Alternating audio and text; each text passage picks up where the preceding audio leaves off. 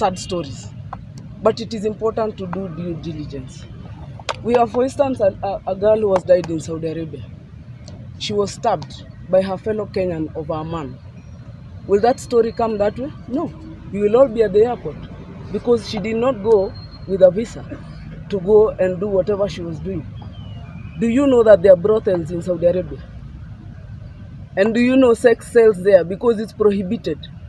So here we'll be running and saying the agent that took her is responsible. That is not true. We have Kemboys. They even have a name. Fagilia TV wanafagia news zote, wanakuletea vitu moto moto. Subscribe to Fagilia TV. Welcome. I know we gave you a very short notice, but we are happy all of you are here. Please feel welcome.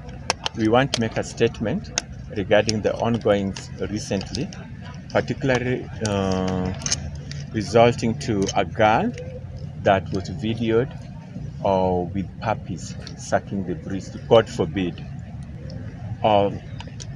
Out of that, there has been a lot of outcry and a lot of allegations, and the latest being the one that was said yesterday from the women co-workers in Parliament, from their leadership.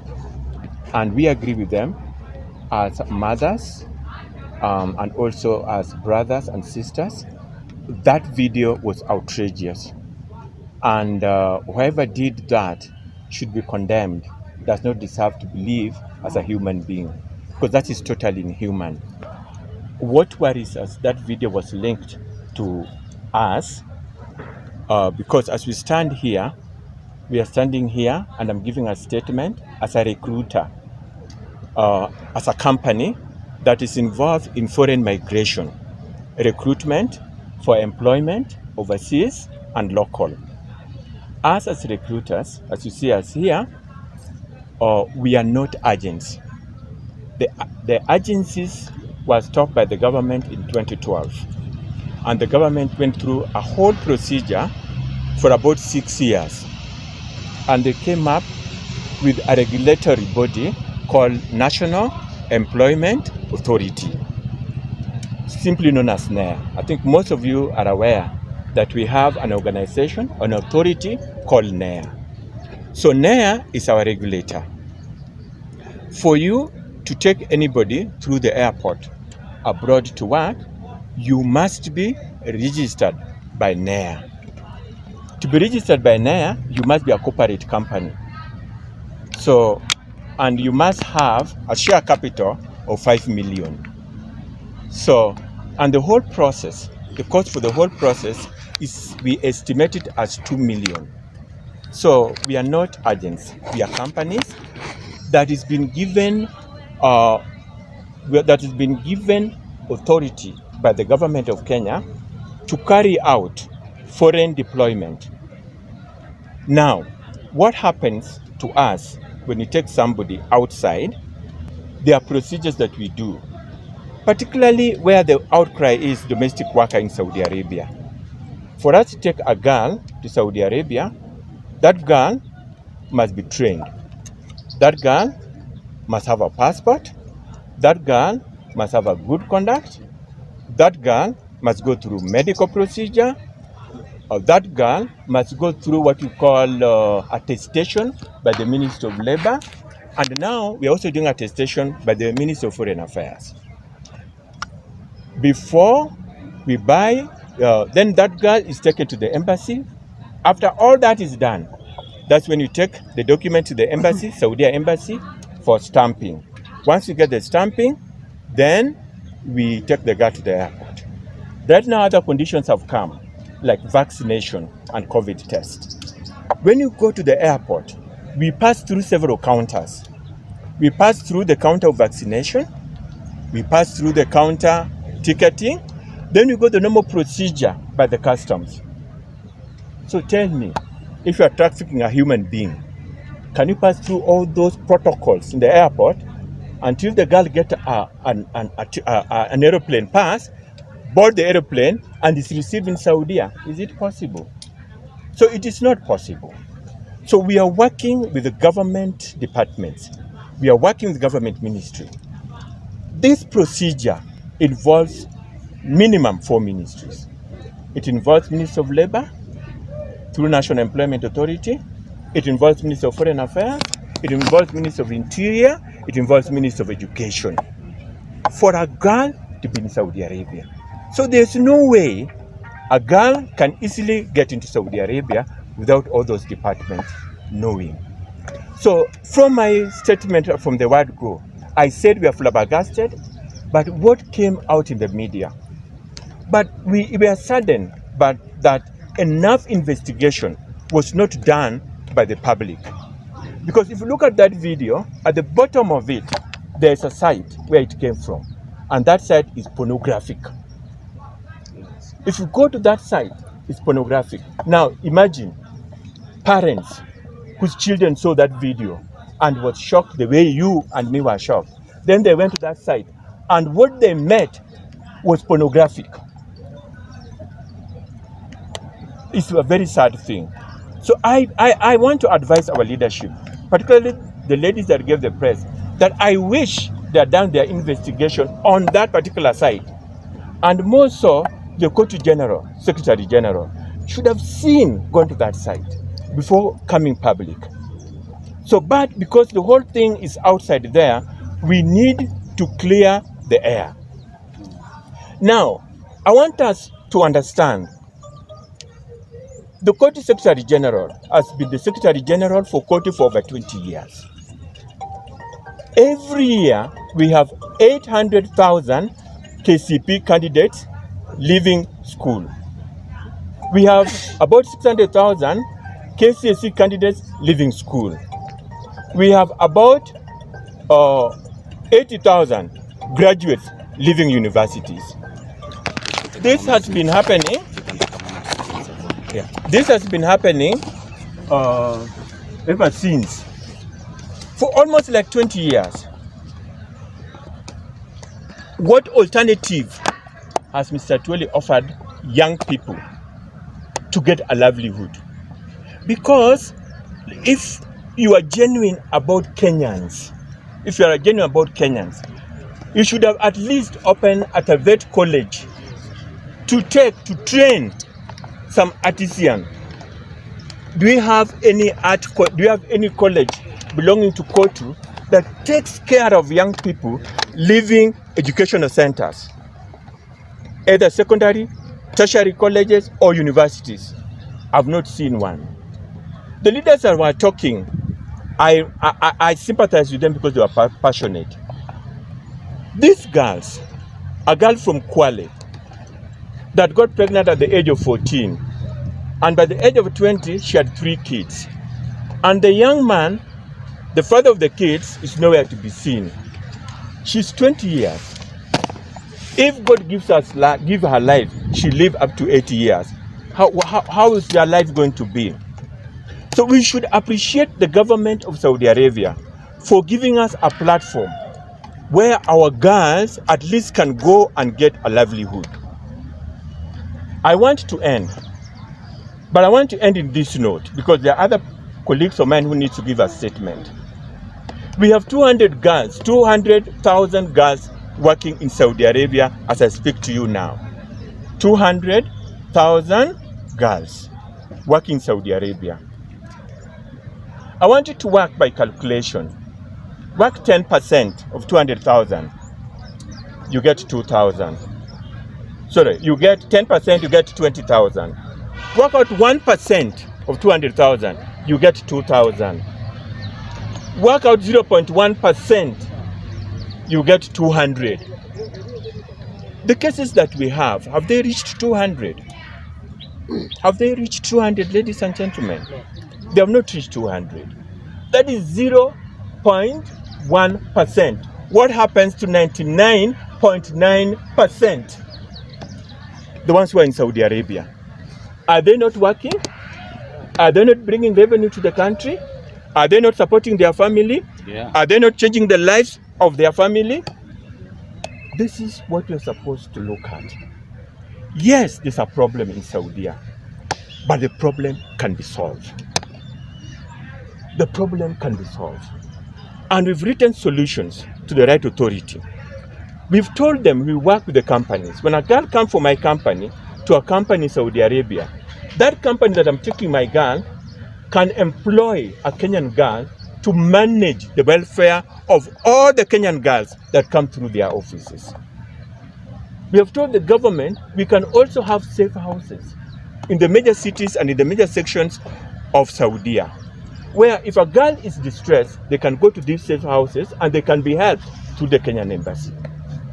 So we have solutions to this problem.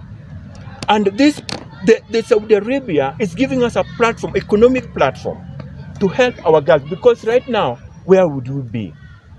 So I think we should not be passionate, so much passionate about the going-ons that is going around the media. We should also look at the other side of the coin. The media houses that are present here, I've seen it in Nation TV, I've seen it in Citizen and other media houses. When a girl is distressed and is right here in Kenya, and you call that girl or those girls to the station, or Haki Africa brings some girls to the station, these girls, before you bring them, they were taken to Saudi Arabia by a company that is registered. Why don't you call the directors of those companies also to be a part of your panel? If you don't want to call the members, us, any one of us, or don't want to call our leadership, why don't you call that company that took that girl to Saudi Arabia to be part of that? This industry is regulated by the government. And you know the work of a government is to facilitate. They are not players. There's no government in the world who is a player in an industry. They just facilitate. So our government has facilitated and have given us a platform for us to be players, for you to be a player. They know, because they're the facilitators. Why don't you call somebody in your studio when you're interviewing those guys from National Employment Authority?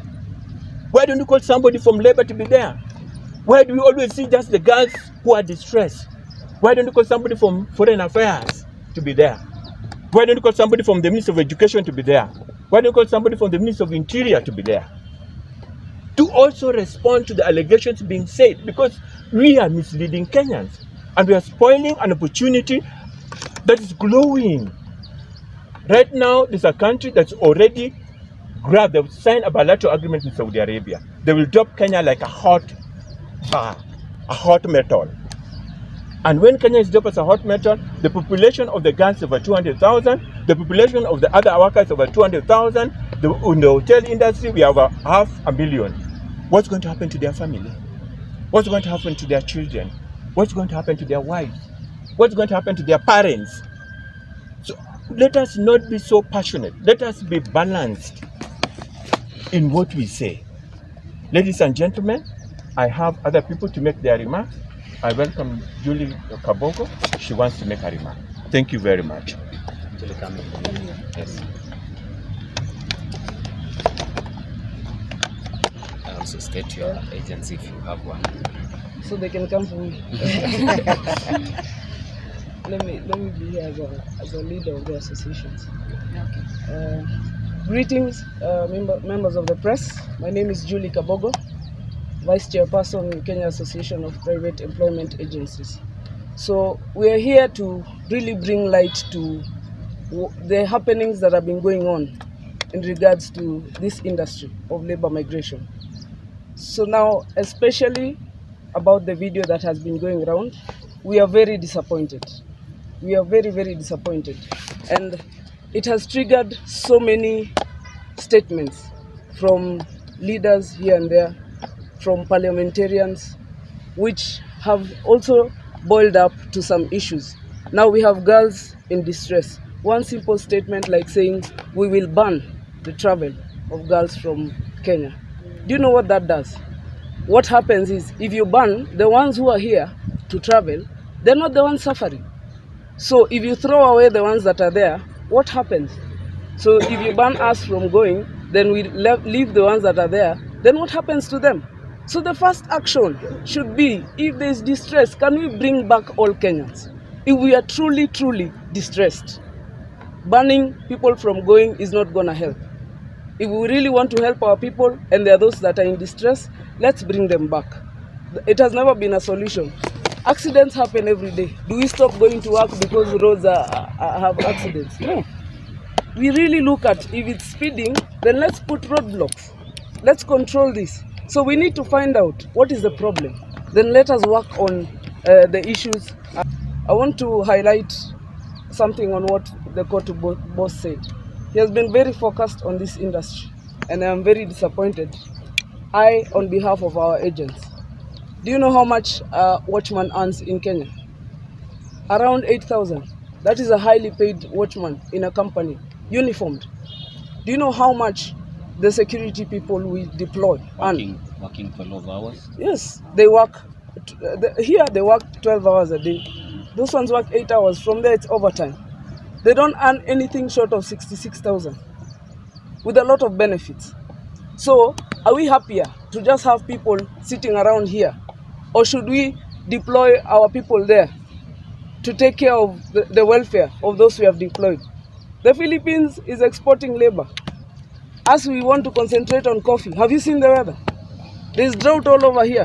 But we have people sitting here. Why don't we send our people there? Can we have more consulars to take care of the welfare? Yes. Instead of us, now we just want to sit and hide in a cocoon and say we'd rather stay here. Do you know why when there are girls who are brought back in the airport, there are others who are going? Because they have sisters there, they have relatives, they have friends there. They will ask you, I believe you members of the press have interviewed girls who are on their way out while others are being deported. You ask them, why are you going? My sister is there. They have been there.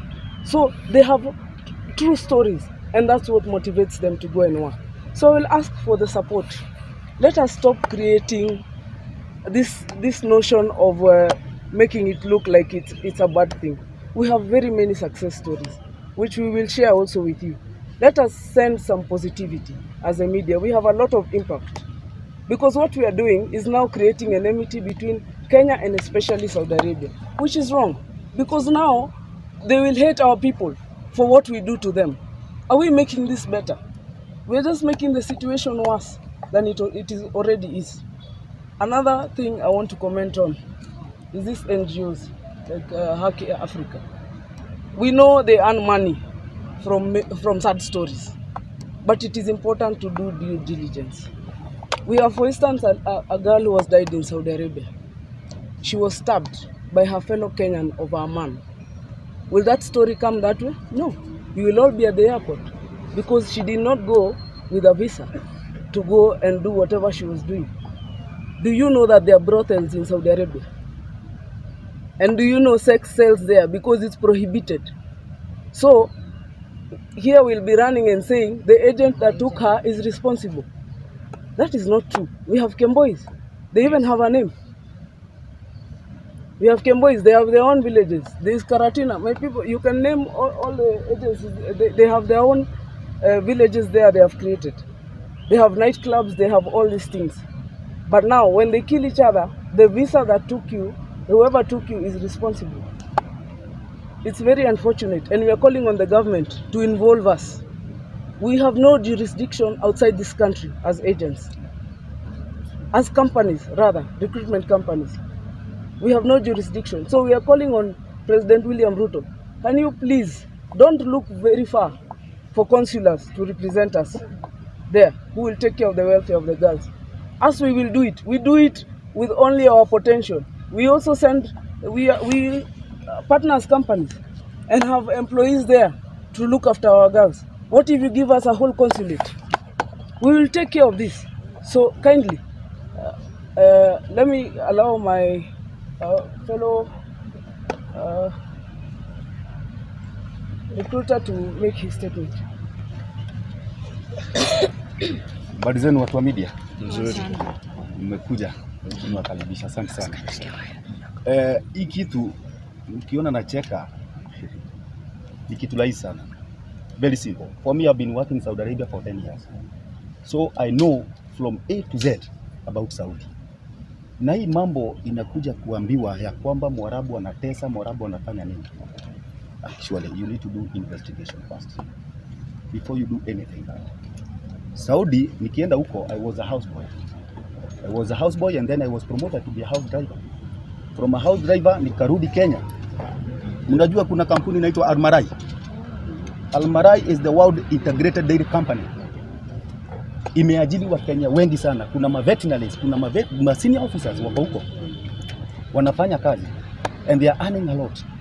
So hii kitu ya mateso ya Saudi inaweza malizika. The president ama the parliamentary group walifanya kitu inaitwa safe houses. Safe houses ndio tu itasaidia hii maneno ishe. Safe house ya kwanza ikuwe Jeddah. From Jeddah ingine ikuwe Dammam. From Dammam ingine iwe kwa Hail. From Hail ingine iwe kwa Sakaka, Al Juaf. Kamsimsheti, Jizan huko chini kabisa. Okay? Maka, Madina. Msichana akitoka huku Kenya akienda Saudi, asiende kwa Mwarabu, asiende kwa agent. Anafaa kwanza embassy ya Saudi, wanakaa tu chini, hakuna kitu wanafanya. They are doing nothing. Msichana akitoka hapa anafaa kuingia kwa embassy kwanza. Ana report na anaandikwa amefika. Kutoka hapo anajulikana unaenda wapi. Nafaa kuenda Madina. Kuna safe house iko Madina and that is what Filipino do. Safe house yenye iko Madina wanampokea msichana. Kwa hivyo Mwarabu atamuendea wapi? Atamuendea kwa safe house.